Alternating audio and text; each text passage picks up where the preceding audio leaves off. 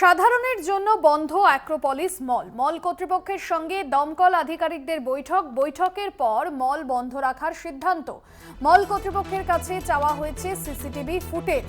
আপনাদের জানাবো, সাধারণের জন্য বন্ধ অ্যাক্রোপলিস মল। গতকাল অ্যাক্রোপলিস মলে যে আগুন লাগার ঘটনা ঘটে, অ্যাক্রোপলিস মলের চতুর্থ তলায় যেখানে বুক স্টোর ছিল এবং বেশ কয়েকটি খাবার দোকান ছিল, সেখানেই আগুন লাগার ঘটনা ঘটে এবং ঘটনাস্থলে আর্টিলারি ইঞ্জিন আসে এবং পরিস্থিতি নিয়ন্ত্রণে আনার চেষ্টা করে। এবার মল কর্তৃপক্ষের কাছে সিসিটিভি ফুটেজ চাওয়া হয়েছে। রিয়া মাঝি আমাদের প্রতিনিধি ফোন লাইনে রয়েছেন।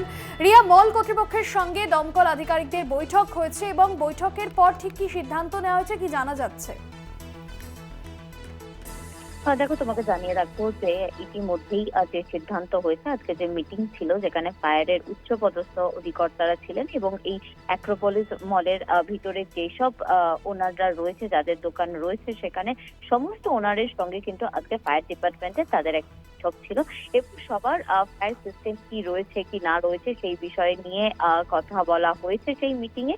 এবং একই সঙ্গে প্রত্যেকের ফায়ার সিস্টেম কি রয়েছে এবং এক্সিট এবং এন্ট্রি পয়েন্ট কি রয়েছে সমস্ত জায়গার সিসিটিভি ফুটেজ চাওয়া হয়েছে আজকে ফায়ার ডিপার্টমেন্টের তরফ থেকে।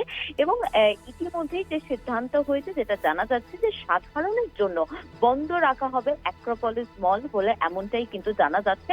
তবে সেটা কতদিনের জন্য সেটা যদিও এখনো স্পষ্ট করা হয়নি, তবে আজও কিন্তু বন্ধ রয়েছে অ্যাক্রোপলিস মল।